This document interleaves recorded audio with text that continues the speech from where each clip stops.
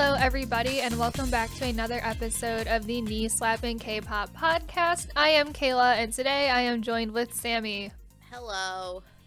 And today, I'm going over a review on Korean manhwa and webcomics and their Korean drama adaptations / animation / got adapted into like anime, but all of that fun stuff. Essentially, this is just going to be an overview, quick overview of manhwa and its origins first, and then on a lot of popular webcomics that got K-drama adaptations or animated adaptations, and then just some of my favorite ones and ones I want adapted or like just recommendations I have generally for everybody. And I'm here for moral support. Yes, because I've seen a lot of these shows, but I don't read webcomics. I don't read manhwa. I don't read any of it. Yes. But the webcomic manhwa adaptations into K-dramas are becoming a lot more popular these days. Like almost every K-drama is now being adapted from a manhwa or a webcomic. So yes, I mean it's similar. Very familiar. It's getting to be just a lot of everything. And I have attempted to read a few. Kayla has recommended to me some. The thing is, I'll get about like 2 chapters in, and then I'm like, I'm fine. I also don't enjoy reading on my computer. Mm-hmm. So even with, because I have read a lot of the, like, Danmei. I read a lot of Danmei. And the fact that they're now getting published in book form is how I'm actually having to fucking finish it. That's how I'm reading MDZS, is the fact that it's being published in book form, because I can't read 3,000 pages. PDFs or I can't. Just chunks of text in a PDF. Yeah, I can't. I did that for school, and it destroyed my ability to do that for pleasure. Yeah, so I still have to do that right now, and it's like I don't enjoy that, so I feel that. Nope. So I must read it in a physical form, and they don't do that with manhwa. For the most part. They don't really. Well, it depends. It depends, but for the most part, they don't ever get physical releases. The fact that you're finding, like, English translations of it is, like, slim to none, for sure. Oh, yeah. Like, again, I think it's slowly changing. The fact that I can buy, like, English-translated Danmei right now is insane. So maybe one day Manhwa we do know that really terrible one that's getting English reprinting, so... Oh, we do. We do. Yeah. If you want to say its name, so we're not leaving people in the dark.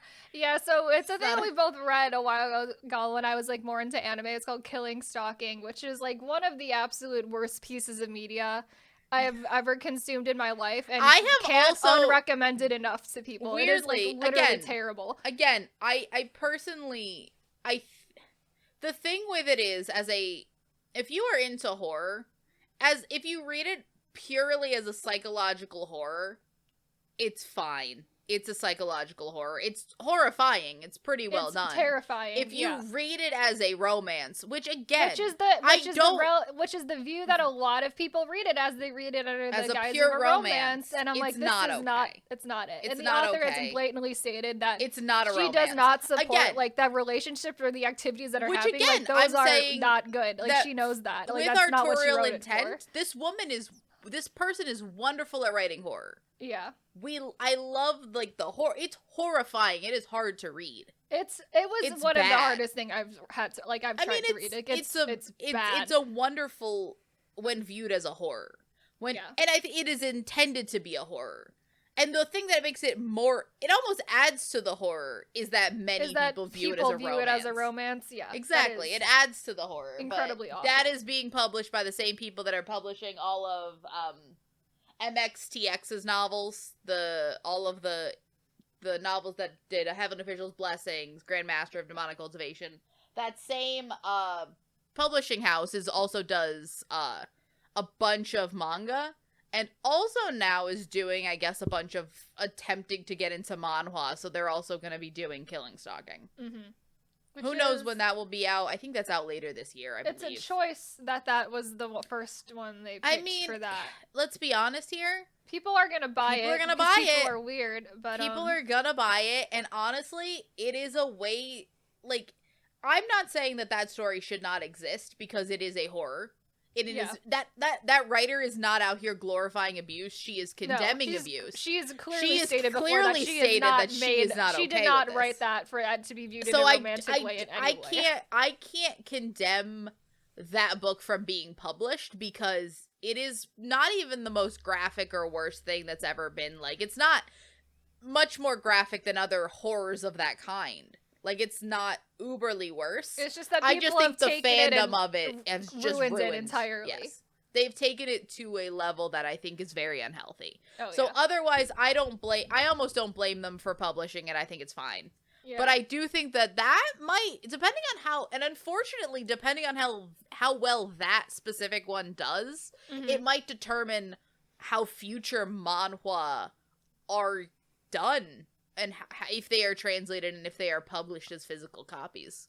Because, will. like, that's really one of the first ones being...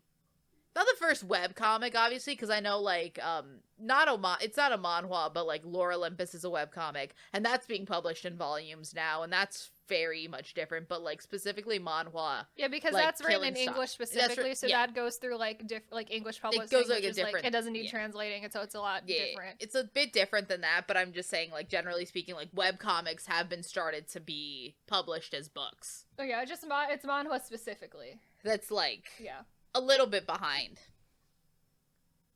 So Kayla, let's begin. What is manhwa? So yeah, brief introduction into manhwa. So it is essentially the Korean equivalent to Japanese manga, and a lot of it is actually largely influenced by Japanese manga in the first place due to the Japanese occupation of South Korea.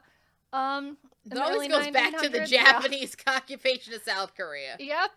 So manhwa started rising in popularity back in like the 1950s and 60s, and that's where a lot of the sort of more modern genres of manhwa were created then. But there was a lot of like a political change happening during that time, so there was also a lot of censorship on the distribution of manhwa at that time as well. And so for a while, we kind of mentioned this, a lot of international distributors actually started distributing manhwa and marketing it as manga because they didn't know the difference. Yeah. And a lot of international audiences wouldn't know the difference either because it is so similar to Japanese manga.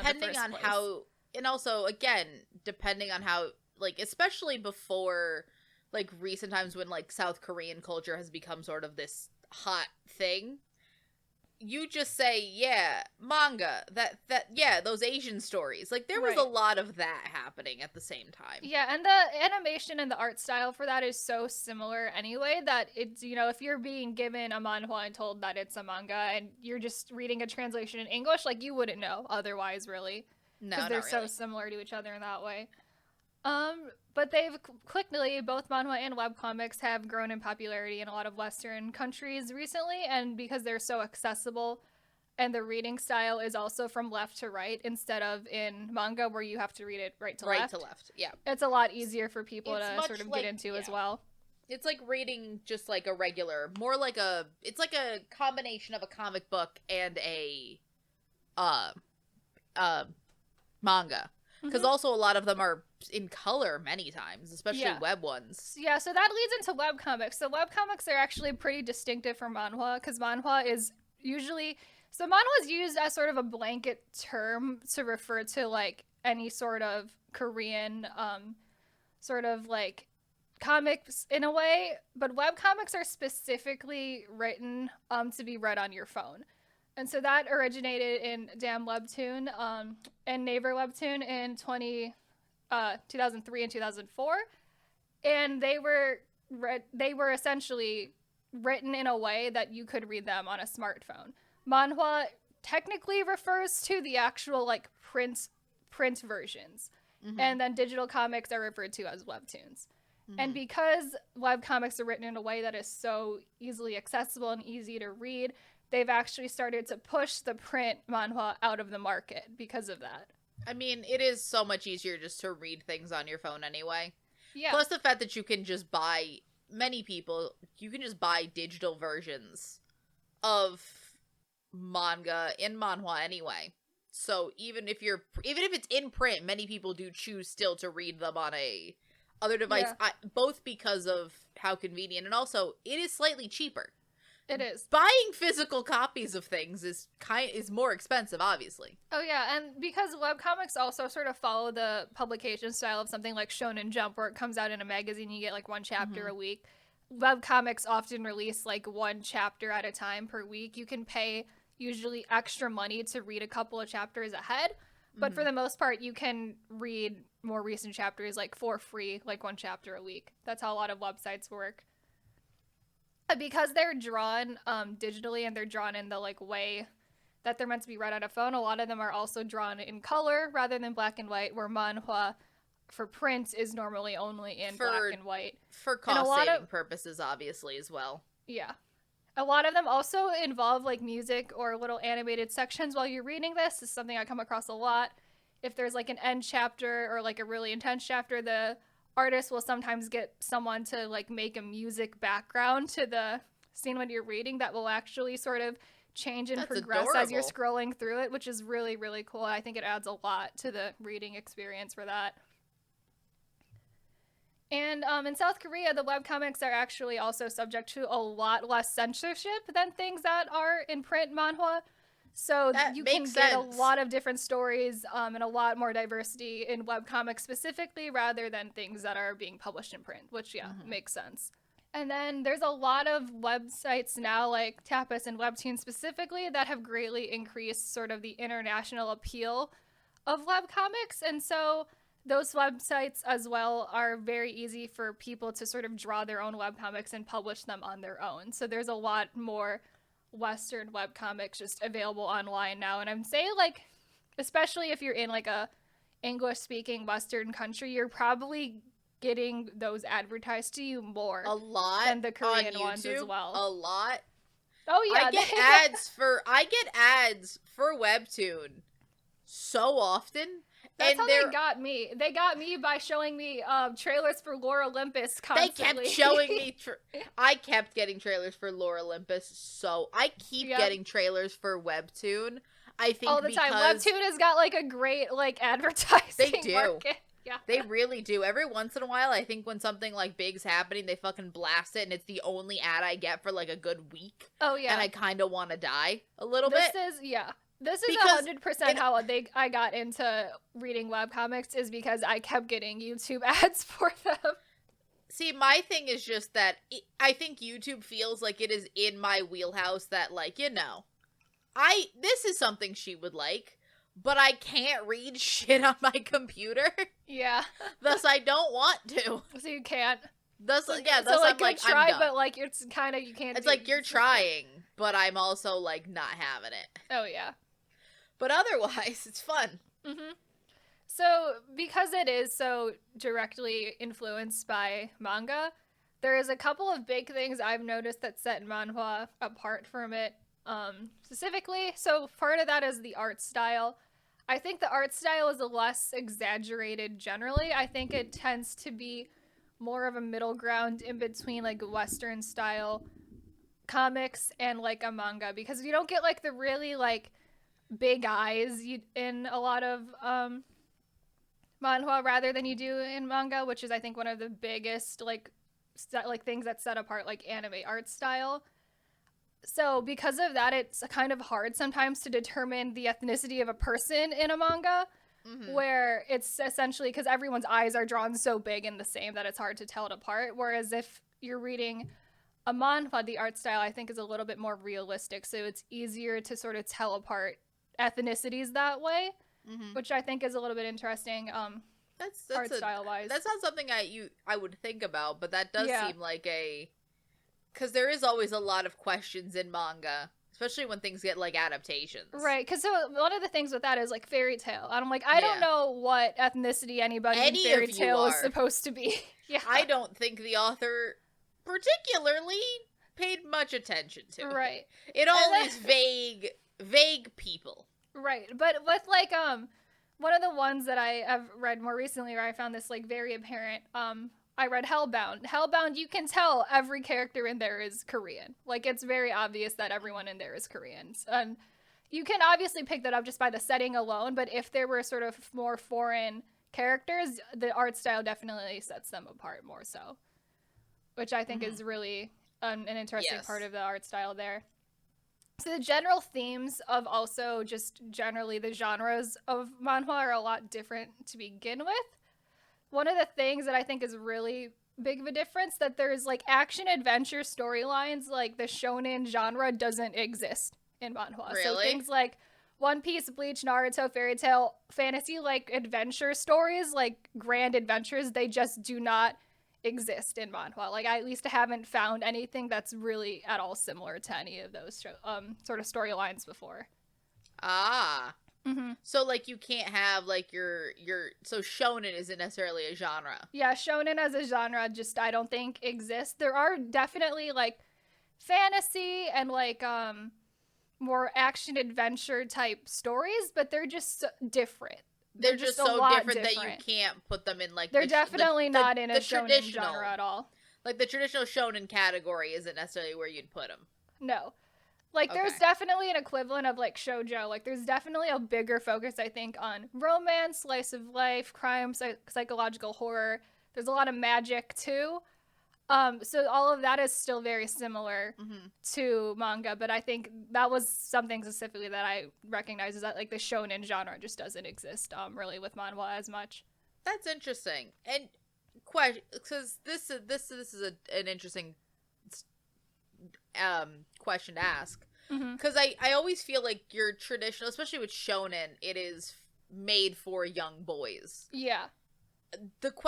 Is it, do you think that also then like a web comic or a manhwa are just made for a different type of audience? I think they're definitely made for a different audience. Because I don't particularly, when I think of a manhwa, or like even the ones that get popular, none of them seem to be geared toward they can be right, other than the horror ones or the more action ones, which seem to be geared to a I general honestly audience. do feel like manhwa and webcomics have a much larger audience of women, and I was thinking about this for a while because I'm like, maybe it's because I'm a woman and I'm only seeing the stuff that is directed towards me.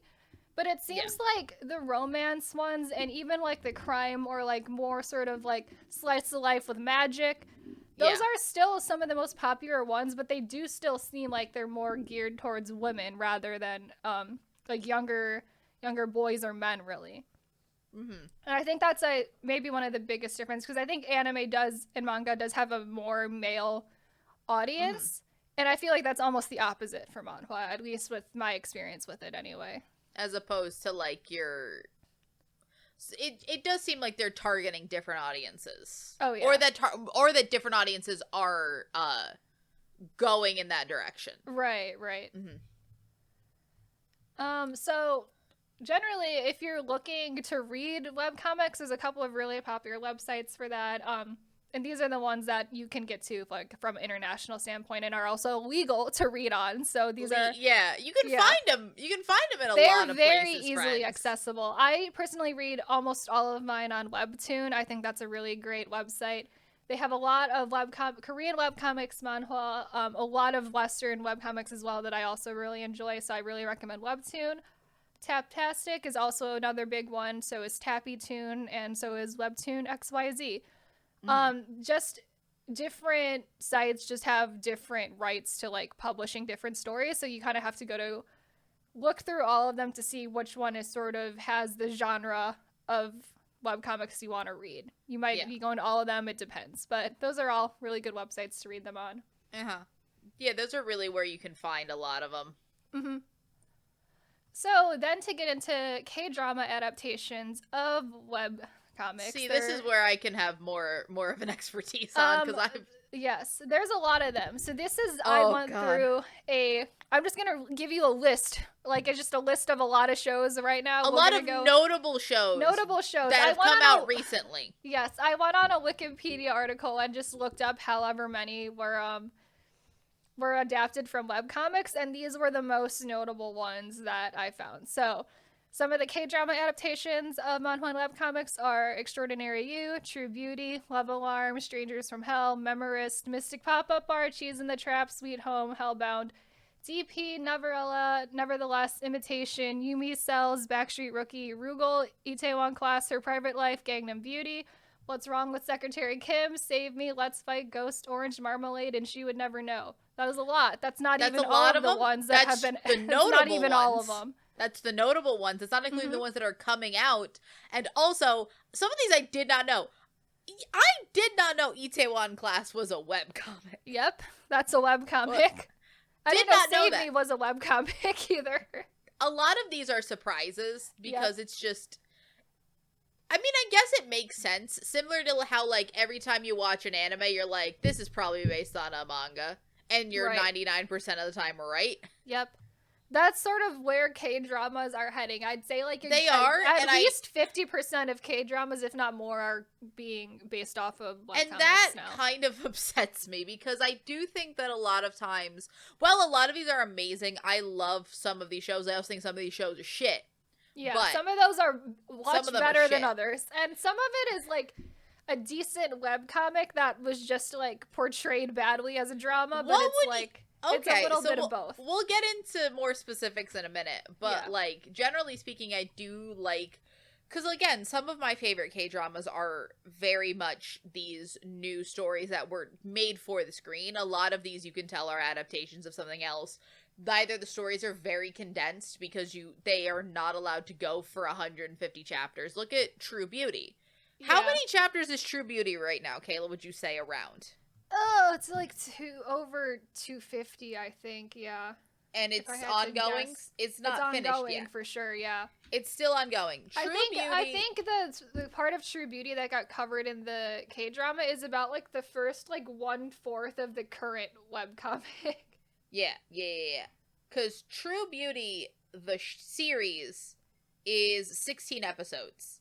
It tells technically a complete story, but it also has a very, like, kind of rushed ending. Yeah, Because so it's ongoing. It's an ongoing story, and also it is not a show that will be ongoing. It is a show that will be done. So they it try has to wrap about- everything up in a nice, neat little bow. Yeah, so it's ongoing. It has 200 chapters. The K drama only covers up to around like 55. Mm-hmm. And even then, I feel like they cut out a bunch of stuff. They did, for sure. So I think in reality, what you're looking at is just like condensed things. Even though certain things are not condensed, I know Strangers from Hell is actually quite a short little, like it's not terribly long. So I think the show is actually able to cover most of that. But it's like anytime you're turning the thing you can describe is like putting a book into a movie. Yeah. Like you're condensing a lot of it down. You have to make a lot of cuts. And many times, I think, you were saying that there were some that you thought were, bad adaptations of decent comics. What would you say is an example of that? Imitation, 100% is a bad adaptation of a decent comic. We've talked about before how Imitation is a terrible, terrible show. We did not have fun. Because I was so curious of the source material, I went and I read, I think, the first 20-something chapters.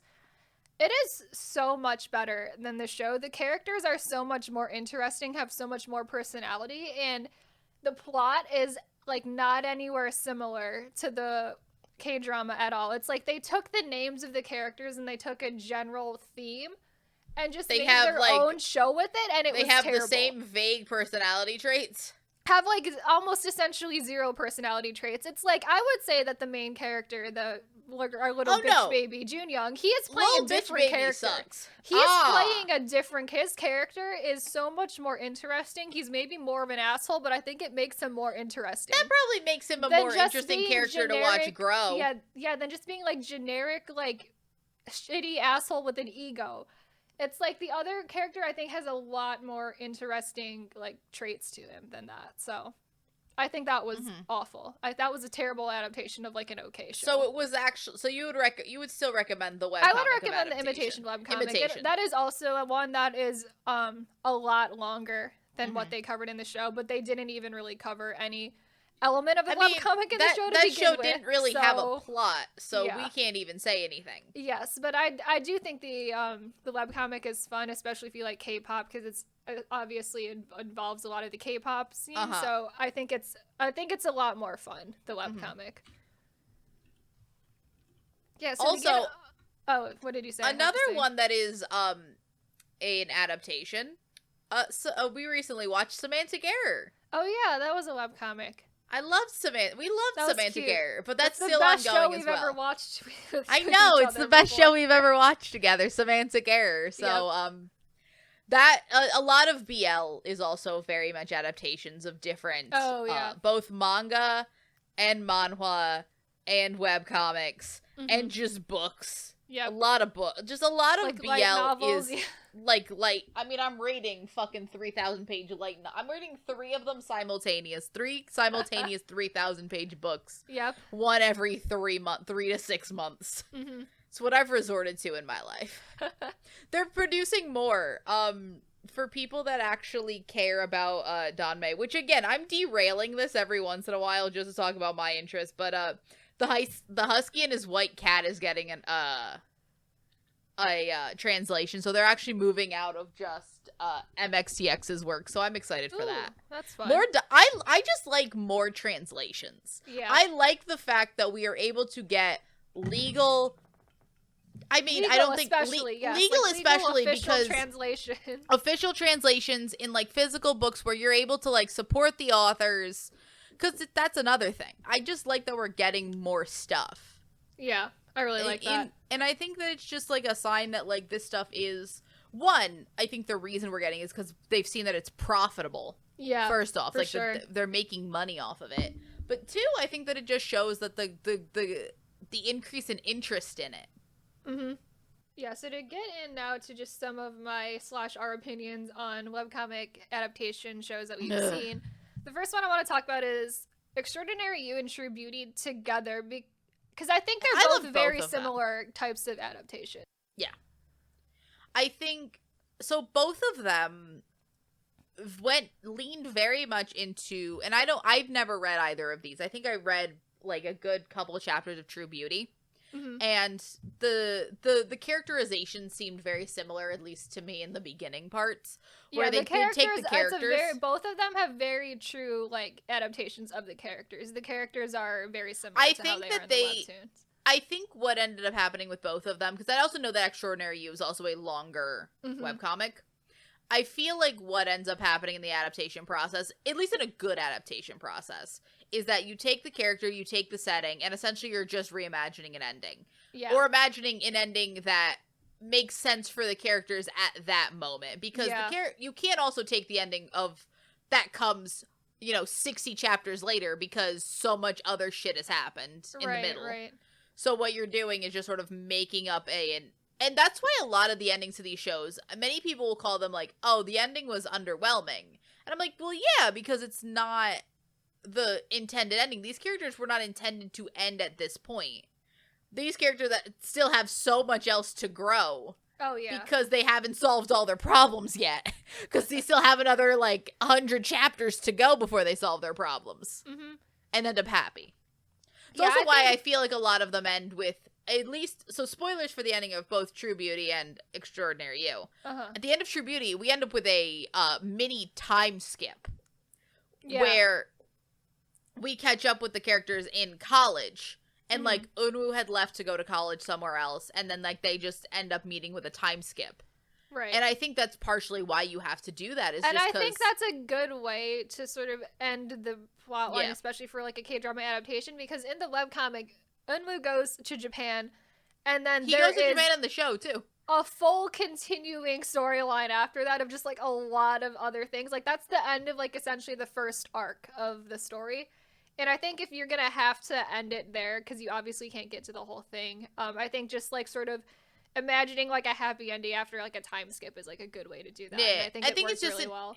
I think it is the easiest way to do that while still being true to the story and not just completely making something up. Right. Also, then you have with Extraordinary You have just the added ending of it's a bittersweet ending. It is. Where they just essentially go into the next manhwa. Because that's the plot of Extraordinary You is that it's these side characters of a manhwa figuring out that they're in a manhwa. Mm-hmm. Which is, I think, very clever and very cute. I think that's really cute. And then it's pseudo, Boys Over Flowers. Yes, Boys Over Flowers. Yes. Which is So- weird. I also think what I really liked about that is I think they made the main character a lot funnier than she is in the webcomic, which I think love her. was a really, really good change to make because she definitely comes off more boring in the webcomic, which is fine because you're just reading her internal thoughts for a lot of it. But I think if you're just doing that for the actual K-drama, it makes her really boring. So I I'm think very both glad of that they made those- her more interesting of a character. Both of those shows really leaned into the comedy. Mm-hmm. And I think that, especially with Extraordinary You, they also made the very conscious and I think good idea to not translate so many of like the specific manhwa tropes, Yeah. but translate drama tropes. They knew how to adapt their setting and the jokes that are happening to the setting around them. Yeah, I also because think that Extraordinary You is not a funny. It's not funny at all It as isn't. a webtoon, but I think making it funny was a really. I think it's really a good change adaptation for a choice K-drama. because I think a lot of the manhwas that are in that Boys Over Flower style, because Boys Over Flower is based on a manga, which Yeah. keeps getting adaptations and will continue to keep getting adaptations till we die. But I think that those stories very much go very earnest. But I also think that when they get translated, they add a lot of comedy because it's the shit that goes down in those stories is surreal when it's done by real people. Thus, I think you have to make it funny, or else there is no joy. If you make that show serious, there's no joy in it. And then True Beauty, I also think lean into the comedy because again, if you don't lean into the comedy, this is a show about a girl using makeup to like essentially. A girl who's maliciously bullied, figuring out, hey, if I'm pretty with makeup, people will like me. And it's an adorable story, and it's very sweet, and you have, like, it is not as shallow and as superficial, and, like, the message is actually quite sweet. The webcomic is very funny to begin with. And I think that's, like, they were really able to capture, like, the same essence of that in the adaptation. And again, I think if you play it straight, it's not good. I think it becomes... almost it's not fun. Again, there's no joy in it. It almost the message changes also if it's not a fun show because you're forced to take it too seriously. It's not in this like hyper almost fantasy ideal world. Yeah. If you have to take it seriously, then you end up with you're just sad. Yep. It's sadder if you don't get comedy. To switch from that to go to She's in the Trap, which I think is similar to these other two, but it was adapted very badly. So, to make a mental note on She's in the Trap, Kayla, you've never finished She's in the Trap. You have two or three episodes? I quit it like 2 episodes from the end because I was just Which so done with again, it. the fact that you were so close and you didn't. Yeah. I have talked about how I've seen a lot of shitty shows. Kayla has essentially Kayla's seen me watch and finish a lot of shitty shows. Yes. I could not get past episode 2 of She's in the Trap. She's in the Trap is terrible. Not stand it. It is, and genuinely my opinion on it, and the reason I couldn't stand it is that for me to watch a show, for even me to watch a bad show, either I need to be invested in the plot wherein I want to see what the fuck's gonna go down. Like, we're watching Rainbow Prince right now. Yeah. Rainbow Prince is not good. Terrible show. But dear God, am I curious how the fuck that ends? Yeah, kinda. I don't know where we're going with it, so I've also know. this year I watched What the Duck. What the Duck's a shit show, but I was curious. Imitation was similar for us, where we were like, well, what's going on what here? Are we? The king. Half of Imitation was me waiting for Channy to show up and That's wondering fair. where he was. Also, one specifically that I'm here for the plot was like I was very curious what was going to happen in the King and Turtle Monarch. Yeah, I was very curious. That show was shit, but I was like, right. I kind of want to see where this plot goes. Or the other thing a bad show can have that makes me keep watching is one good character. Yes, because I was in it about. For seeing like, for example, Vincenzo, shit show. I was there for fucking for Taekyon only. Like, you gotta get I know, one that character. was really what was getting me through Vincenzo. Exactly. Another one that goes in the first category is another adaptation that I don't know if we're talking about in here. Mhm. A Love Alarm. Oh, yeah. Love Alarm is shit. It's a terrible show. Mm-hmm. But, like, I was like, you have a good premise. Right. Maybe you'll do something with it. They did not. No. I am genuinely, it's one of the ones here. It is the one I'm most curious. If I ever was gonna read webcomics, I probably would would see if that does it better. Yeah. If it was a bad adaptation of a good webcomic. Right. Because I just want to know how, like, what's going on there. What's going on here? I was so curious. Mm-hmm. So, the thing with Cheese in the Trap is it suffers from two things. Number one, the source material is bad. And number two, the adaptation of the bad source material is also bad. So, also, it was both at the same time. The reason I had to drop Cheese and Trap is that it is the most generic story of college girl meets asshole. Yeah. And then there's, like, the bad boy second male lead. Yeah. I don't even think I met the second male lead when I dropped it.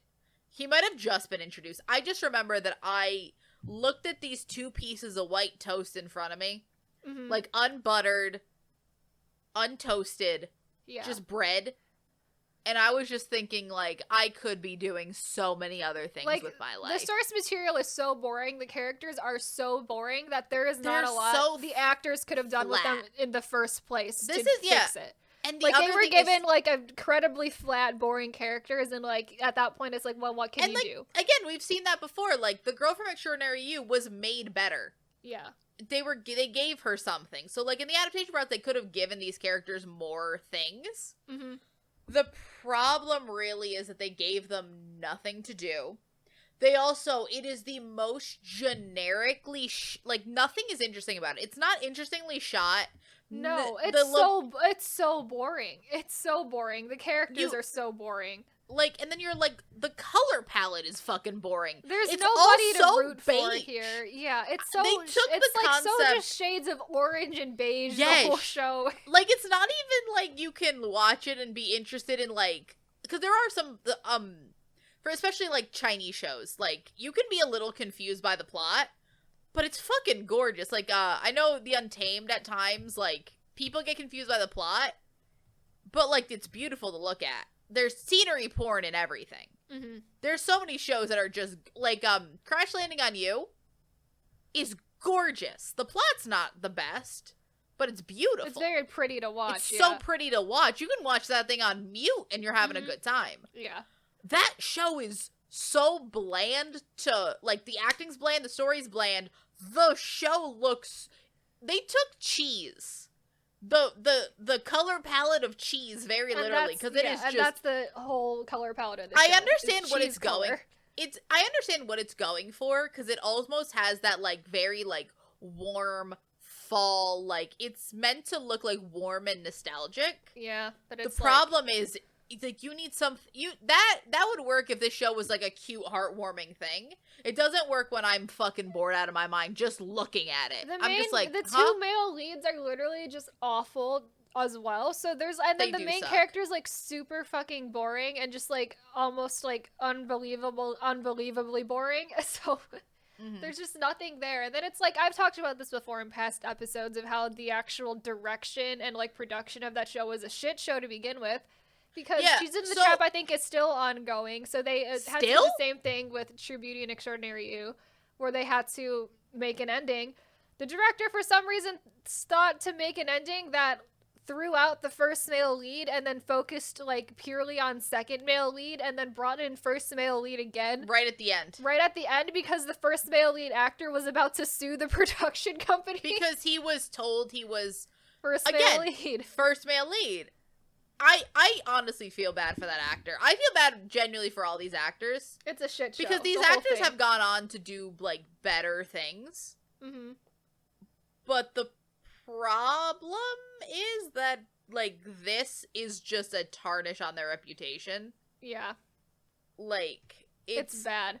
It's not good. Like, they've all gone on to be in more things. None of which I have... But also none of which I have really seen. Like, I mean, the main lead in that is the main lead from Goblin and the King Eternal Monarch and Yumi Cells. Like, maybe that's not great. She's doing, like, these are not, like, I don't like these shows. Yeah. But are they successful? Except for the King Eternal Monarch, yes. The King Eternal Monarch was a very disappointment, and I'm very happy it was. I know a lot of people who enjoy Cheese in the Trap, which is fine, I guess, but it's still one of the worst shows I've ever seen. Like, and I haven't even really finished it, but it's just awful. You're very close to finishing it. I might as well have finished it, and it's bad. It's like just source material was bad, adaptation was even worse than the bad source material, so it's like all things are going wrong there. Now we get to 3 that I have seen enough of to know the plot, but will never watch to completion. Yeah. Except maybe 1. Nevertheless is right after Cheese in the Trap, because Nevertheless is like almost identical to Cheese in the Trap, but maybe like half a step better than Cheese in the Trap, because the thing with this is that the adaptation of it is not bad. The problem is the source material is bad, and then they just adapted that like very directly. So it's just bad because the source material is bad. Again, there's not much they could have done. No, and it's like my big problem with it is that the two male leads are Song Kang and Han So Hee, who are both like the most cardboard cutout of actors and actresses you can find these days. Song Kang, I feel like I have yet to see him really work. Yeah. And by really work, I mean be successful at what he's trying to do. Mm-hmm. But I don't think it is impossible. I think they just need a very specific kind of role. I've seen too much of Song Kang, and he is just the same in every single thing I've seen him in. And the problem is none of those characters should be that. Because I have seen Song Kang plays a very specific type of cold character who eventually does not... You know, a woman makes him better, but, like, you can still, by the end, he's still a little, like, he's never gonna play a heartwarming character. I'm gonna put it that way. He's very never much gonna like play a tsundere who also has, like, who's, like, also a narcissist, is the character that Song Kang That's the thing, and by the end, he is still a narcissist, but, like, he is not a narcissist for this one specific person. 100% at the end, and Nevertheless, and Novelera even really, still a narcissist, for sure. Still a narcissist. I attempted to watch more Novelera than I did, Nevertheless. I feel like Nevertheless I could have sat through. Novelera I was bored. Nevertheless has just got a boring plot. The characters are so boring and they have no chemistry together, and that's not a problem with those two actors specifically. That's just how they are in the webcomic to begin with. I do think that if they got better actors, we could probably get something better out of it, but I do think the two of them are adapting the source material so directly that they're boring because their characters originally were boring. Again, I don't think there's much you can do except for, like, if you're given such a direct adaptation, and this is the problem with doing a direct adaptation and not just, like, interpreting it because in a better way. Nevertheless is a completed webcomic, so essentially the entire show is the webcomic. Like, that is pretty much like a one-for-one adaptation there. Oh, It's also one that I've seen very mixed things about. Mm-hmm. In terms of the reaction at the end from people. I have seen so many mixed things from, like, people being like, oh, I really liked it, da-da-da-da. And also people just being like, this was just not for me. I have, like, no feelings on the ending, because the ending was just so nothing, and because the whole show was nothing. And I had no investment in anything, that the ending was just like, I don't care, it's whatever. Like, it didn't bother me because I just, like, was so uninvested in it to begin with. But it's like, I can see how people both like and dislike it, but for me, I was just, like, very apathetic, because I was just like, I don't care, it's fine. Okay. So next we have a very popular one that I feel like people would know is an adaptation. Yeah, so this is Sweet Home. This is maybe a hot take, maybe not a hot take. This 100% shouldn't have been adapted in the first place. Adapted? Yeah. They're like, we should not have made an adaptation, specifically a Netflix adaptation. Specifically a Netflix adaptation starring our mans. Yeah, that's not even the problem with it. The problem with it has actually nothing to do with the actors or the actual adaptation. It's just not a story that should have been adapted. Genuinely speaking, I think that the actors in Sweet Home do a decent job. No. I think that they do what they, like, with the material given to them, with the time allocated, these people are doing their best. Yeah, and for me, And this I has nothing to give do with them the credit. actors and like the extra kind of, I guess it is a production thing, but this story relies so heavily on CGI CGI. monsters that look so bad. It is distracting the entire time you're watching I it think because that they if look this show- terrible. I think if this show had the budget, if this show had the correct budget for it, it would be good. It would be great, but It would be did great. not. It did not at I- all have anywhere close to the budget they needed to make the CGI zombie I monsters will say, believable. I'll at all. say It it was just now. bad. As having watched Song Kang in a bunch of shit, his worst is still Love Alarm. Will say that. I hate that.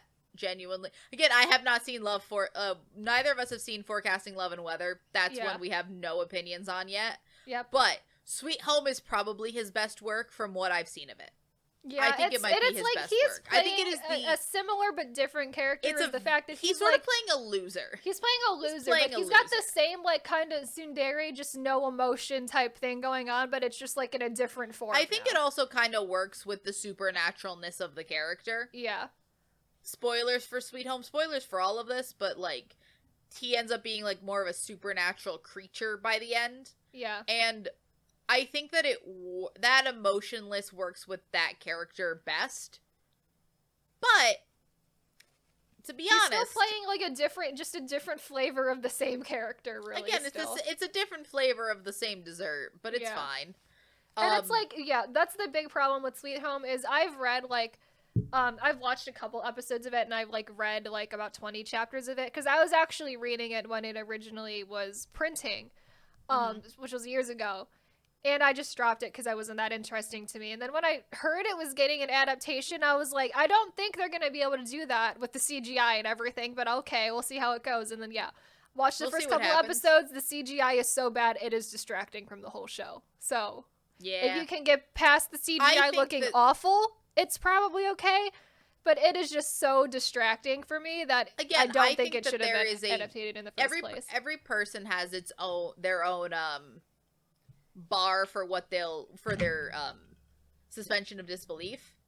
I think that if your bar is enough where like if you watch a decent amount of like B movies and like you're into that kind of like you don't need it to look good, go right ahead. Like you're going to enjoy Sweet Home in terms of story is actually pretty decent.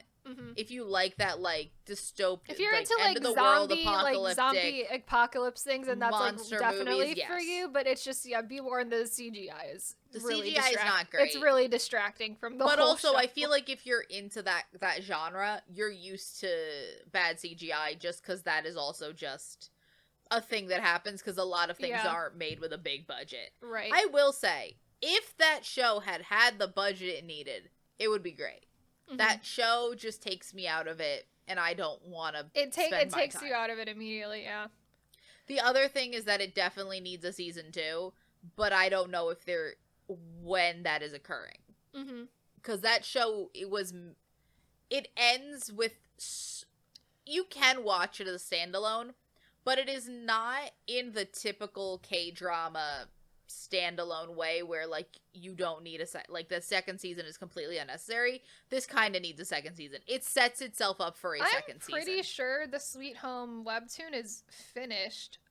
And I haven't finished Sweet Home, so I don't know what point in time that it, like, actually gets up to, but it is, like, complete. So I don't know if Yeah. they stopped it midway through the actual webtoon to set up a second season, which is, I think, probably it makes sense because it is, like, 140 chapters long. But yeah, I feel like that's what they ended up Yeah. doing, is that I've seen people talk about what then goes on to happen in the webtoon. yeah. And I think that that's sort of what happened. It's sort of like a seasonal anime type situation where, like, you're adapting that. Mm-hmm.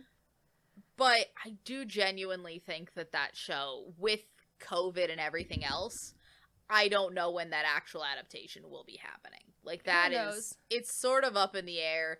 Also, the fact that Song Kang is Song apparently very in demand. Yeah, for Netflix shows specifically, like all of Song Kang shows go to Netflix, so. They do tend to go to Netflix. I don't know if it's just because he works specifically with, like, one Korean broadcaster, Maybe. and I their don't shows know. are always going to Netflix. Who knows? Who knows? We haven't looked that up. Yeah. So the last one I'm talking about for the adaptations is Hellbound. Hellbound is really interesting because, to my knowledge, this is the only webcomics that's been adapted that was actually written by the actual author of the original manhwa to begin with. So he did his own adaptation. Yeah, so he wrote his own K-drama adaptation for his webcomic, and I think we need to do that more because that was a great adaptation. I read it, actually read the manhwa after watching Hellbound. It's a pretty direct adaptation from the manhwa to the adaptation, which makes a lot of sense because the same author wrote both of them. Yeah. I think that was really interesting about it was that the ending of the adaptation is actually different. It has an extra added scene at the end of it that is not in the actual original webcomic. And the author said he put that in there to actually tease season 2 of the webcomic. Oh. So that was really interesting to me, and I thought that was really smart. And it's, yeah, he does say he wants to do a season 2 eventually, but obviously he has to publish season 2 of his webcomic first before we can even get to the K-drama adaptation of it. But I really like that. If there are more like manhwa authors who can be directly involved in writing the adaptation, I think we need more of that, for sure. I do think that will be a very up and down situation because I think that while it works in this case, as we've seen from authors that try to adapt their own books, that'll also have its own problems because, again, writing screenplays is very different than writing books and also writing. And I think the thing that worked with Hellbound was that it was short to begin with. It's a very short, like, one-off story. So he didn't need to condense the same way. It was the perfect length of a webcomic to adapt into, like, an 8-episode show. Yeah, because I also don't think that, like, for example, the author of Extraordinary You could have done too much. Yeah. Or, like, the author of True Beauty would have had their work cut out for them. That would have been a lot, trying to do that, because it's so much longer. But, yeah. When his original, like, sort of main, like, story was already short enough that it was, like, a perfect length for, like, a Netflix adaptation. So, that was really good. A couple of other ones I just wanted to point out that I haven't seen any of these, but a lot of webcomics also have gotten, like, animated adaptations. So Noblesse, Real Life, The God of High School, Tower of God, and Welcome to Convenience Store, and Nanbaka. All of those are webcomics and manhwas that have, like, animated adaptations to them. I find it very interesting that now it's, like, gone full circle where it's, like, manhwas came from not came from, but, like, are sort of influenced by manga. Manga becomes anime, and now anime is coming from the manhwas. Yes, it's all just we're coming muddled. Full circle here. I mean, let's be honest, Danmays are getting fucking animated. So why the fuck not? Those are on Netflix and everything else One day I will do a Danmei episode. One day. Eventually. We'll get there. We'll get there once I've read them because, again, you think that the 100 ongoing episode of True Beauty is interesting? You want to know how long Heaven Official's Blessing is? It's good, like, it's like 3,000 pages. The book is out. But you think I can read that as a PDF? No. That's too many pages. That's too many pages. It is, most Danmeis are longer than the Bible.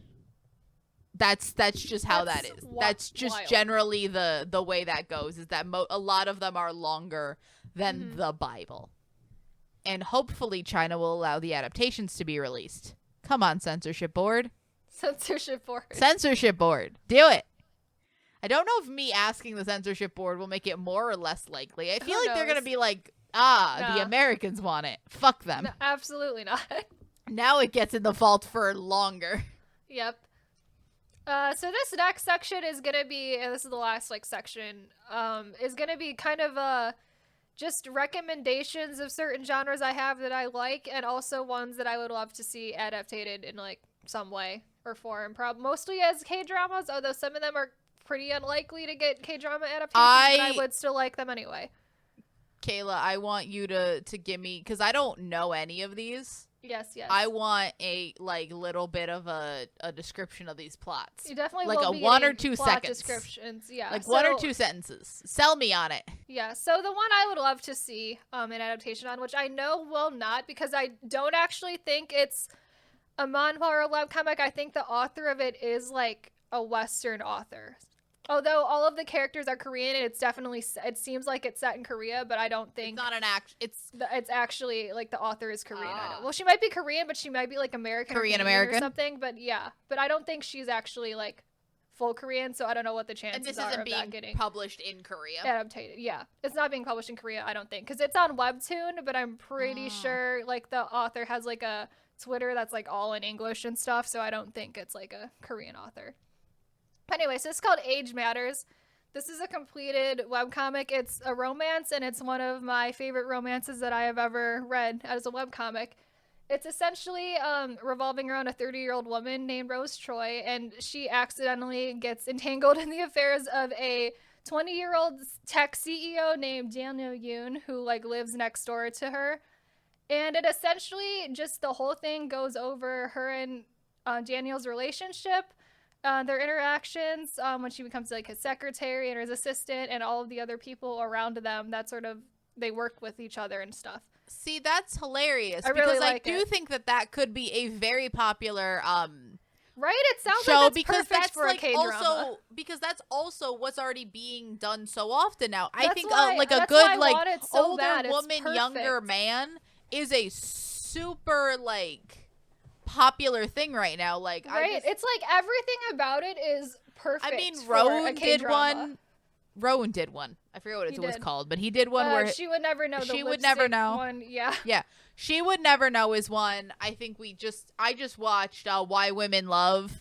Usually ends up being like a CEO woman with Right? like the younger man being her secretary, but that's also like a fun twist to it. But I now think we that'd got be like so a hot, good. rich, young CEO, because like who Yeah. doesn't love a hot, young, rich CEO? Like, We love that. those. That's Yeah. also a very popular trope. We love a rich, young, hot E CEO. Yep.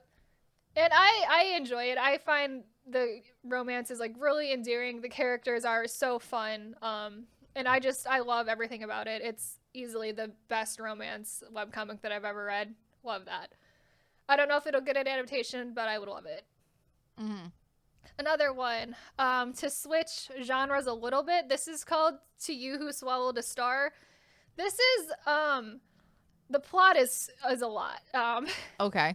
It's very confusing. It also starts off very weird because there's essentially this younger girl. Her name is Jiu. Mm-hmm. She grows up in a poor family, but her family has like a family friend and his son who are like really, really rich. And so her and the son grow up kind of as like childhood best friends, and they like sort of live with them for a little bit and whatever. They eventually move out because they don't want to like mooch off of the family. Honorable. Yeah. And so both from below where she lives these like two younger children.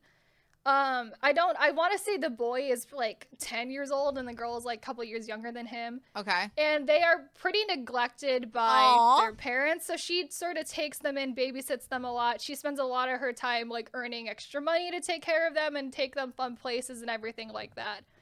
But the end point here is that like the little boy is gonna grow like a huge crush onto her. Okay. And so eventually that's like a kind of a weird relationship between like this kid who's like really young and him wanting to like date his babysitter, essentially older sister That's figure, questionable. which is questionable. And then eventually this plot is like so confusing. She's like because her goal is to like go to fashion school and everything. So she's running a YouTube channel. She does a video where she makes him over to look like a K-pop idol essentially. And then he, because he's handsome, gets a call from like a Produce 101 X like survival show type thing, and they ask him to go on the show. And so then he goes on the show and everything and does that. And so then it's like a weird K-pop romance thing with him and then the girl. And there's like several time skips in here. Wait, question. To the point where he's like an adult eventually, so it becomes less weird as time goes on. But it's like very confusing. But I do think it's a really fun storyline. That's fun. Does the rich guy come back? Rich guy is always here. They date a little bit, but he's good. kind of like an He's asshole. second. Never mind. So there's a lot. It's a lot, but he's always constantly around. as well. And he Okay. he obviously doesn't like this younger kid. I mean, I kind of agree with him if I'm being honest. It's weird. It's a really weird thing to get used to, because the way they set up the romance initially is just so bizarre, because she's like a teenager and he's like 10 years old, and like that's like super fucking weird. But the longer it goes on, I think the more things start making sense and like the more interesting the story is. So they do like several like 5-year time skips. So it does like they do age him pretty fast. So here's the thing. I think that this would only work as an anime and not as a drama. It definitely won't work as a drama. I mean, there are too many time skips. There's in there too many for time it to work skips, as a and then he would be one. like from age like I don't know 16 to 30. He would be played by the same actor, so I would not know when we are. Yeah, they would. I think it wouldn't work because it's like currently where the drama is right now. They have him from ages of like 10 years old to like probably 24. So it's like that's questionable. It's questionable, and it's also just like I think that type of story specifically works weirder when it's real people. It's really weird. In an animated setting, it is fine because there's technically nothing illegal about any of this. But it's weird that we start with a child and now we're an adult. Like it's weird. It's weirder with real people. I started reading that because it was so bizarre. I wanted to see where it was going, and then it actually turned into a really good story the longer it went on. So now I'm like reading it actually for fun. So I do like it. It takes a while to get used to it though, not gonna lie. It starts out really weird. So there's that one. So the next one is, I'm still reading it because it is finished, but it is on like a daily pass, which means you can only read one chapter a day. So this is called Dear X, and it's telling Dear X as in Dear Your X or Dear the letter X? No, just the letter X. Ah. And this is telling essentially the dark and rather questionable past of an actress. It's essentially showing like it starts off where she's winning an award like on television, and then the next channel over is like running an expose about all of the terrible things she's done in her past. So right now it flashes back to like her in high school and like showing how she's like manipulated people and like done all of this like really questionable stuff in her past, and it's really, really interesting. I like it a lot. That's very fun. I think that would I want like a seasoned actress. Not like a like not an older, like just like an actress that has like done a bunch of roles. I'm trying to think who could do it, because I don't want someone super young. Yeah, I'm trying to think. But like, I think that would be a very fun thing to see. I think it would be really fun to see. Yeah, especially because I think it would have to be like, you get a seasoned actress, but since a lot of it is also being told like when she's a lot younger, I think it'd be fun if because I don't know how old is the actress at the end. I think she's pretty young still. Like she's probably would be played by the same I would person. love it if it was like she was like in her 60s and this was like a Lifetime Achievement Award. Oh yeah. And then you flash back to like it's like a younger actress playing her throughout her life, and that thing I think that would be amazing. I think that would be so really fun. Cool. But I don't think that works for that. But I think that just generally would be a very fun. It would be very fun. I think that would. I think just the plot of that would be really interesting to see. Actually, a K-drama as. Yeah, because I think that specifically would deal with. I want her specifically. I don't want her to be a movie actress. No, I want her specifically to be a K-drama actress who has done like K-dramas. Because also because that's the thing about K-dramas, that you can go from doing this. Again, we keep talking about this man. We don't hate Song Kang, but he just keeps coming up, so we talk about him. Just think about like the past couple years of like Song Kang's career, where you're doing Novelera with like him and this old man bonding to Nevertheless, which is just like a bunch of sex scenes. To all of these are in the wrong order, but to Sweet Home, and then you have Love Alarm, which was like a high school romance, and now you're doing Forecasting Love and Weather, which is an office romance. Range of shows, and that's all within like the past like 4 years. Right. I think it'd be really fun to just see like this over the length of this actress's career. She can do like historical, then like modern, then office, then like supernatural. Like there's so many different things that could do, and I think that opens up with because like in K-dramas you're doing such a wide range especially if you're a good K-drama actor. Yeah. You're seen as like the top of K-drama actors, because I think like in film you kind of get pigeonholed into like, well, this person does this. She can do like that. That'd be so fun in that show. Her being a bitch on different sets. Oh yeah, that would be great. So I have 3 now that I think would do like really, really well as like a shorter, like sort of psychological crime adaptation. Those like style 6 of, like, episode Sweet Home, Netflix, or, like, yeah, Hellbound, like extracurricular or like Strangers from Hell type of a show. So the first one is called My Deepest Secret. I really can't. This is also, I think, written by a Western author, so it probably won't get adapted, but I do really like it. I can't say a lot about it without giving away the whole plot of the drama. But you can tell me in like tell me off this. But yeah, on the surface, it's a college romance between a girl named Emma and her boyfriend named Elios, but it's sort of unraveling slowly that I want a K-drama really with a male lead named Elios. Yeah. I want that now. And then but soon becomes apparent that Elios has a really dark secret that he's hiding, and I really can't say more than that without giving away the whole thing. So I really enjoyed it. It's a very good psychological thriller type of a webcomic, so really like it. It's also finished, so if you want to just know the ending, it's there already. So also recommend it for that too. Actually, all 3 of these I'm about to say are finished, and that's why I would like adaptations of them. I mean, I also think they are finished and they're shorter. At least for psychological thriller things, I feel like a lot of it does depend on the ending. If you have a bad ending, why? Oh yeah. Why even start? Why even bother? Why bother? The next one is called #Killstagram. This is a really, I think that would need a name change. Probably. In adaptation. I think that would require a name change. Yep. It definitely would for like legal reasons, but also I think just because I don't know if a thing called Killstagram, like we gotta fucking blur the knives. You think we can do Killstagram? Yeah. So this is a really, really sad and really, really dark commentary on social media influencers. So it's essentially about this girl named Remy. On the outside, she's a young, pretty social media influencer who has thousands of followers, but on the inside, she's actually very lonely, doesn't have that many friends, and sort of has her social media up as like a wall around her to sort of give her the impression that she does have all these friends and people that care about her.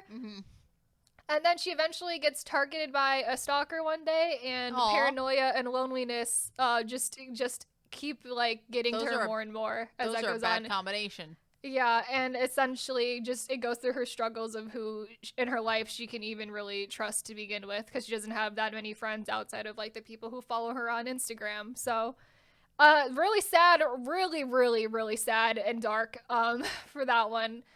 I cried a lot. The ending is really sad, so if you don't like sad endings, don't read that one. I do really like it though. I think it is a really, really good like commentary on social media and everything. But I do enjoy that tremendously. I also even though it is really sad. How we must have like everything in this section's got to be so vague because we're in psychological thrillers. So like the ending is half the battle. It is. It really is. The next one is called Bastard. So Bastard was written by the same author that wrote Sweet Home, and this is actually his original work. His first one he wrote it before Sweet Home. I like this tremendously more than Sweet Home just because it is just a pure psychological thriller and it isn't anything supernatural or anything. I mean, as I think the people have noticed, we don't like supernatural, and we especially do not like zombies. No, hate zombies. We don't hate enjoy anything with zombies. Or zombie-esque creatures.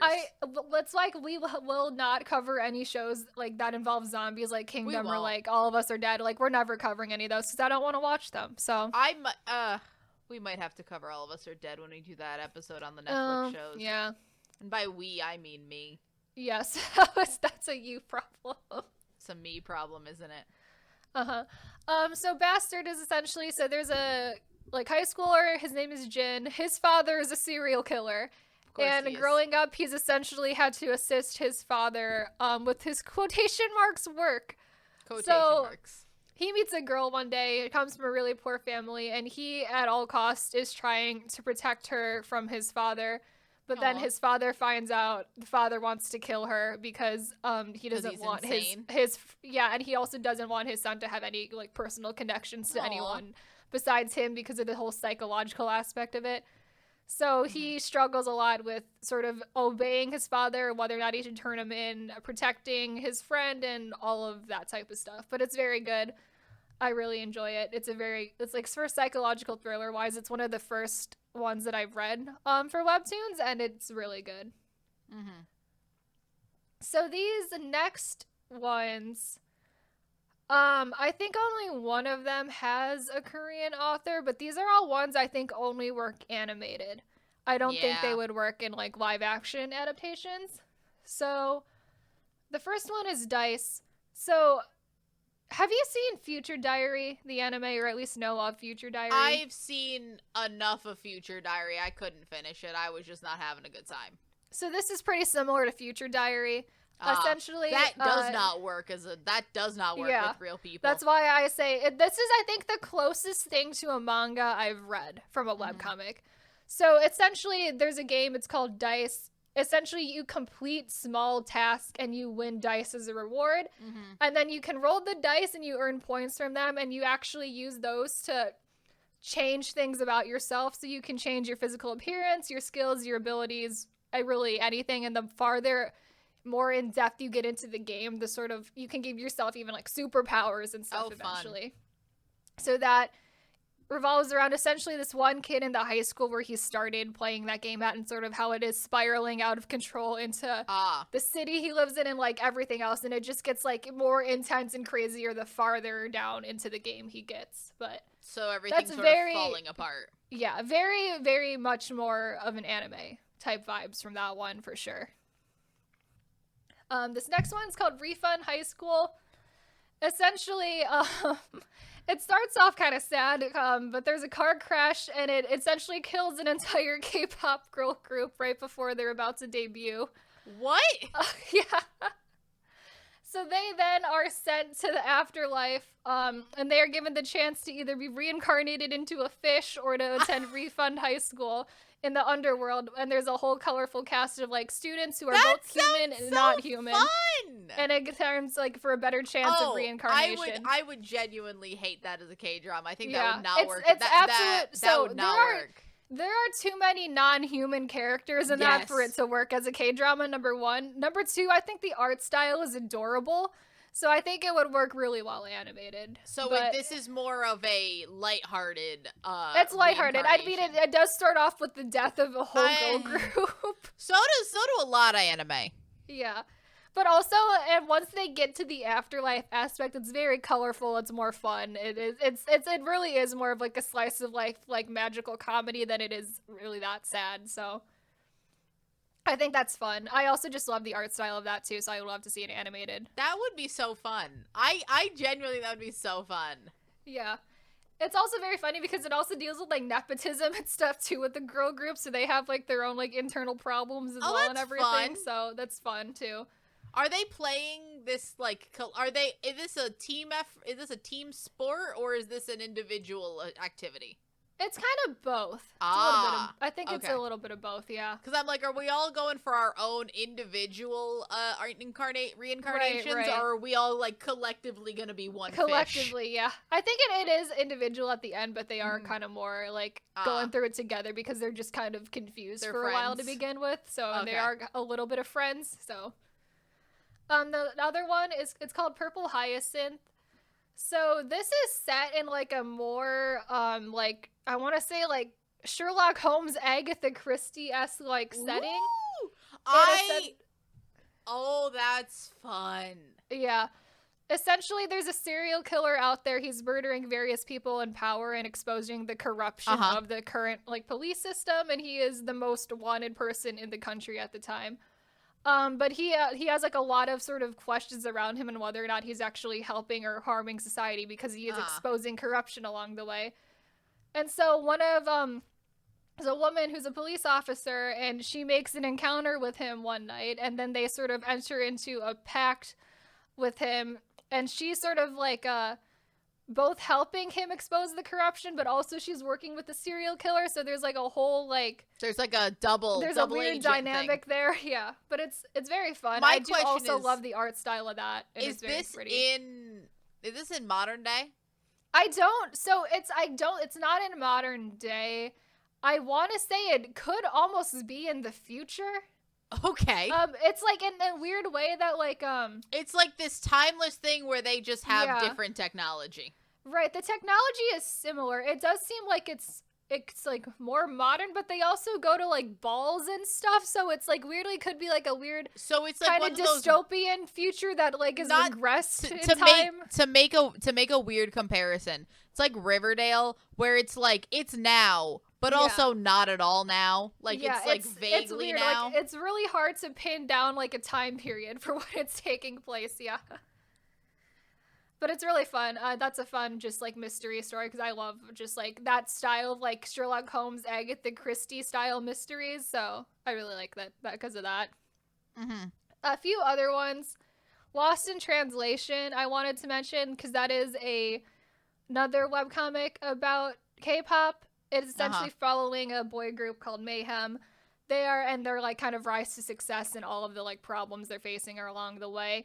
I do think it's really fun. I have two problems with it now. Number one is the CEO is kind of the villain, and he's kind of too cartoony evil for me to believe anything that he's doing or really like the way that he pushes the plot. So that kind of takes me out of it a little bit. That is partially, I think, a lot of problems with the. Again, we have a full episode about this coming in like 2 weeks. We do. But where we're just talking about K-dramas about K-pop. K-dramas. Yeah. Yes. And I do think that the villain of those are like a very big deciding factor on whether that show is good or not. And it's like he's doing evil stuff, and I'm like, is it believable? Not really. So it's like it's too cartoony evil. So that would be more it takes like me out of it. Would that work as like an anime wherein it's like just hyper stylized anyway and not realistic? I think again when you decide to do. Because, again, that would be a show that would have actual idols in it. Because that's just how that would get cast. Right. I don't think it would work. I think it's weird if it was real idols in it. I think there's just a weird dynamic there. Mm-hmm. The other thing I don't like about it is one of the characters is very well known to be based off of Day 6's Jay. So, it's a little bit unfortunate for him. Because the character is like... The character is not Jay, but the author has stated that she based his appearance off of Jay, and it's very clear that looking at him, that the character is Jay. So don't love that anymore. I don't love that in retrospect. It's in retrospect, it's really bad. She never, 100% when she started writing that, didn't know that things would happen. I mean, I don't think this not woman's her a fault, mind but- reader and like a fortune teller, but No, but it's weird.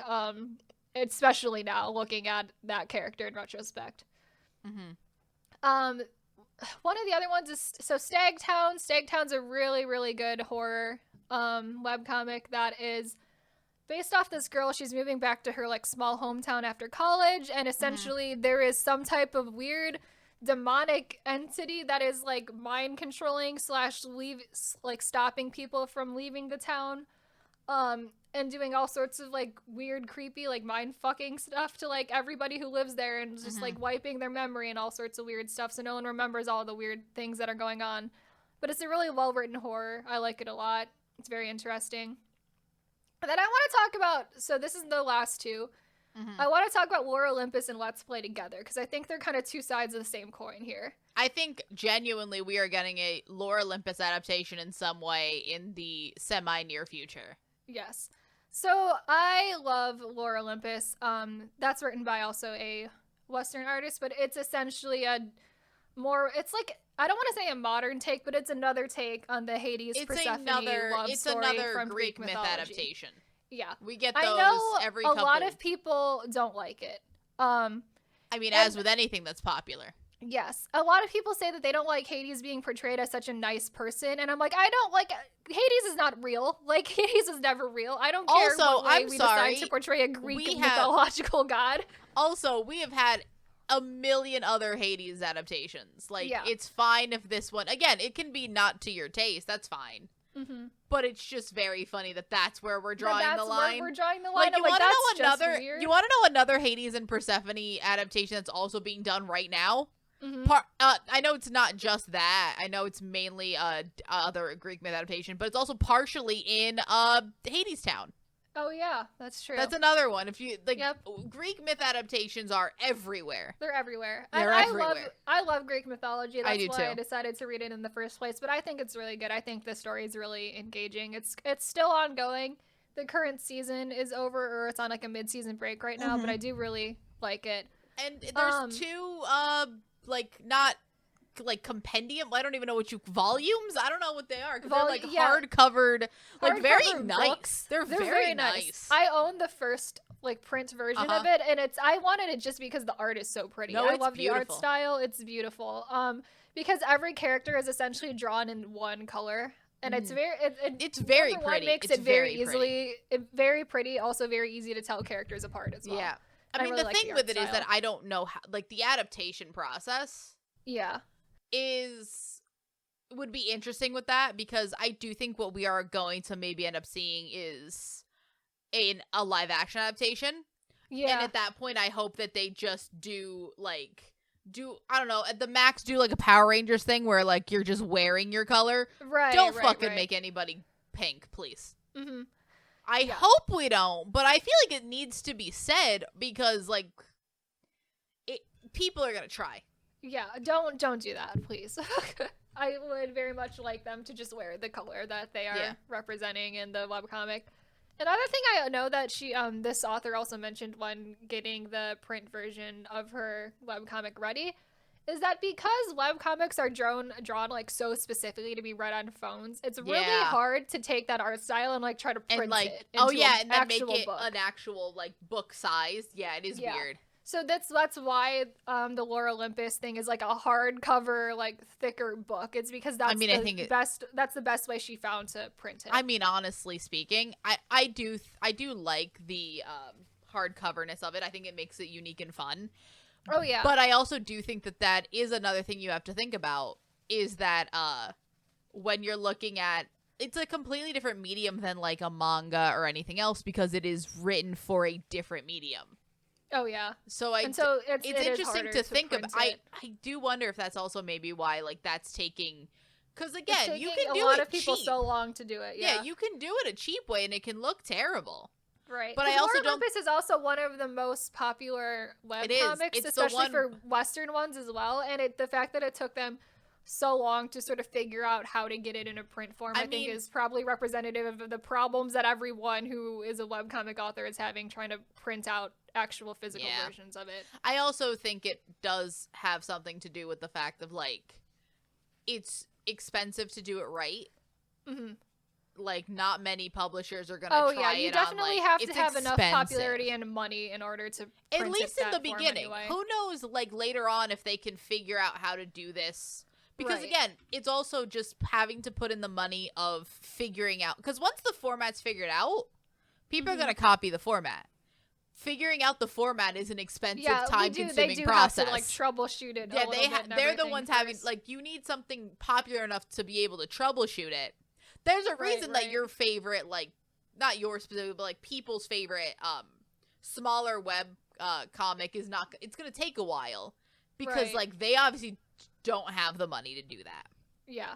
Because also there's going to be someone who's going to probably have to figure out how to do it and not because that hardcover book, that Lore Olympus volume is not cheap. That Lore Olympus volume 1, what I'm finding it for is, I mean, it's not that expensive. It's about like, oh, actually, it's not that expensive. It was not that. It's only it's around $15, $20 to buy. Yeah, which is not bad for a hardcover book. It's not, especially being all in color like it is too. So because honestly speaking, I expected it to be more, mainly just because a hardcover book usually costs you at least $20, $25. At least $20, yeah. And then manga themselves is printed in color too. And also manga themselves are like a good like $8 to $10, and manga is smaller. There's more pages, obviously, but like it's smaller and not in color. More ink and everything with the printing. Yeah. Yeah. So I just want to compare it to Let's Play because Let's Play is also one of the other most popular Western webcomics right now, which I think is absolutely terrible. I think it's one of the worst things You're not a fan. written ever. It's terrible. It's so bad. So Let's Play was originally marketed as like a gaming romance. It's this girl, she is a web designer. She designed like an indie game by herself. It gets reviewed by a really popular Let's Player on YouTube. He gives it a bad review because he doesn't play the game correctly. It like ruins her game completely because all of his fans go on and give it a bad review as well. He then moves into the apartment next to her. And then there's a lot of hijinks with stuff that happens there. They become friends. He plays the game correctly eventually and then apologizes profusely. And it's like, like a sort of, that's like where it was supposed to be going, right? The whole story. Until we throw in that, so she works at like a game design company. We throw in this her boss at that company, who is like this weird Danish man. Danish man. Because it's like such a weird like plot point that we have to keep being reminded of that he's Danish for some reason. And comedy. I don't know, comedy. Sure, but he does like a lot of things where he's like sort of mentoring her and trying to get her to like have more confidence about herself and everything like that. But then it so clearly turns into a romance between the two of them, and then is now more recently turning into like a 50 Shades of Grey style BDSM romance in between them, where the fact that this other man who was the gamer is like he is a side character now. I don't know what he's doing, but he's like not in the story anymore. So he's not it's not about them falling in love. It's not a gaming romance anymore. The gaming element. Damn it, I love gaming romances. The gaming element of the story is dropped so fast and replaced with this weird like 50 Shades of Grey relationship instead that it's like it almost feels like it's false advertising because the story just takes such a bizarre turn that anyone who was reading it for the gaming romance to begin with has left because it's like that's not what this is anymore. It's so weird. And it's so weird that she decided to take it that way. And it's like, this is one of the things where I have like so much blame to put on the author of this one because she's apparently said in interviews before that she started to write the gaming element out because she didn't think her audience would want it. And I'm like, your audience was reading a gaming romance because they wanted a gaming romance, and now your original audience has left because you forced the story into this weird BDSM romance. And that's why your audience is people who want 50 Shades of Grey romance, is because that's where you forced the That's story. where we are. That's where we are now. That's where you forced it, so that's your audience now. So, of course, you don't want to write gaming anymore because all of the people who were there for gaming have left. It was very clear she also did not know a lot about gaming to begin with, the author. And the way that this is also, like, a thing that's, like, pretty well, like, discussed and, like, argued about, is that she writes minority characters, like, pretty bad as well. Really? She has, like, one character of like every race, and they're like very stereotypical. Like that most stereotypical like person of that race you could actually ever get. It's like I don't like that. It's really bad. Not good. And it feels like she's trying to make it diversity, but like when the diversity is like you made them into a stereotype and that's all they're there for, it's like then you're not doing anything good there anyway.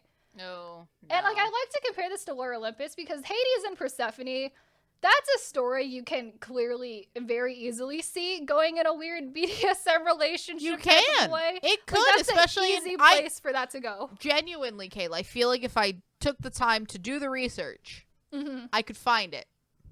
Yeah, and this story, but Lore Olympus what instead is just like so new and so refreshing and like so like cute, the romance happening there, that I really appreciate that. Because I feel like they're kind of two sides of the same story where like that we could have easily gone there with Lore Olympus and we didn't. And then with Let's Play is like we came here for a gaming romance and we went 50 Shades of Grey instead. So I have found so I have found an erotic novel about called The Claiming of Persephone. It has a 3.8 on Goodreads. But it does have yes, that is what that is about. It exists in the world. I'm just saying. It's 62 pages. It's not that long. 62 pages. It's not that long. Okay. It's got 39 ratings and a 3.08. Ooh. Lovely. Lovely to know that exists in the world now. But yeah, I just want to inform people who might be thinking about reading Let's Play to don't, because if you want to read that for a gaming romance, it's not what you're gonna get there. So it's really bad. It's one of the worst, like, just complete like left turns to be made in a webtoon that I've ever seen happen. Because it's still ongoing as well, and it just gets more uncomfortable the longer it goes on. It just seems like a bad choice. It's a bad choice. The whole everything about it is bad choices are being made the longer that that's getting written. So I do not enjoy it at all. So yes. Other than that, that is all of the recommendations I sort of have for webcomics that I read and really enjoy. So, hooray. Mm-hmm. I know you don't like reading webcomics. I can't read them. You can't. I can't read them. I am when that is published into a book. Yes. I will read it. I have learned. Or when they get adapted into a K-drama. And when they have adapted into a K-drama, I will watch it. I cannot. Yes. I've lost that ability. I can't do it. It's a character flaw, I know, but I can't. I also had a Kindle in high school. I could do that in high school. I can't do it now. Mm-hmm. It hurts my eyes. Yes, fair. It's very fair. The people who do who can read stuff like on their phone. I do definitely recommend them because they're very short, especially when you're caught up on something and you're reading like a chapter a week. It's really easy to keep track of them. Mm-hmm. They're also so accessible, and so many of them are just free and like legally free to read as well, which I think is also really great for that's fun. That they're just like a fun thing to read if you're bored one day and want to pick up a webcomic. So I definitely recommend them. Yep. So that is the end of this episode. We are available on all podcasting platforms like Apple Podcasts, Google Podcasts, Spotify, all of those fun places. And we also have a YouTube channel where we post all of our episodes along with a extra fun clip video every week. And we also have a Instagram and a Twitter that are linked in the description of every episode. And with that, we will see you in the next week's episode. Bye. Bye.